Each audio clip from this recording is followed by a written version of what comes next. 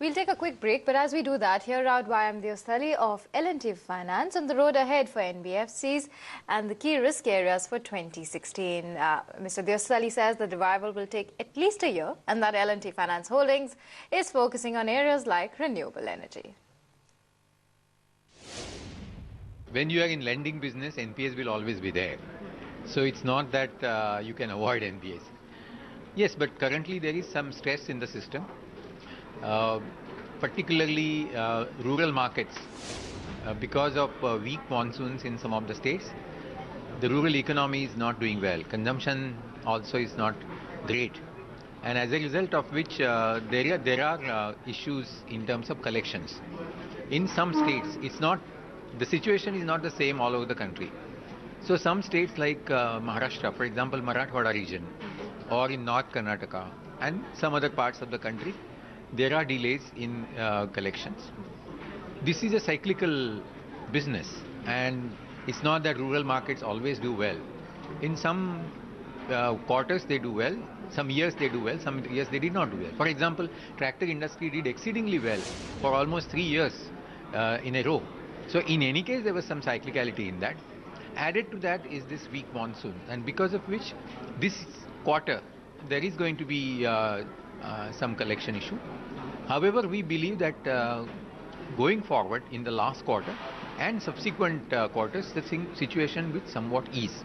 So that is one part of the story. There is also some stress in the infrastructure sector.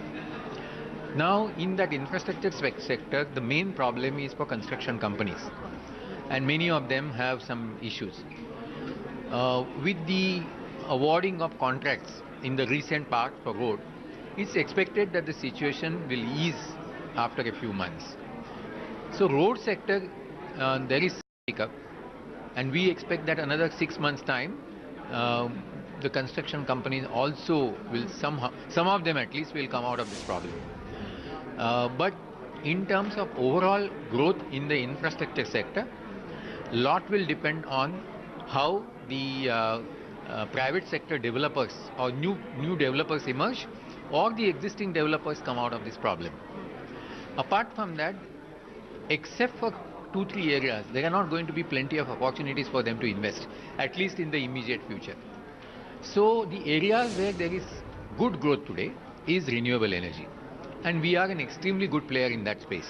We have grown handsomely in renewable energy space, created good capabilities, and our book has also grown very well in that renewable energy. So today, our lending in infrastructure space is only in 2 areas: renewable energy and financing operational projects, refinancing. And that is largely happening due to infrastructure debt fund. After the recent guidelines, where you can also finance projects which are not necessarily PPP projects, or they may be PPP project, but there is no tripartite agreement. Those also can be refinanced through the infrastructure debt fund. So that the definition has widened, and as a result of which, it is possible for you to finance many projects now. And there we have a very good position in that infra debt fund, and I expect that growth will be extremely good, not only in the next few months before March, but even next year.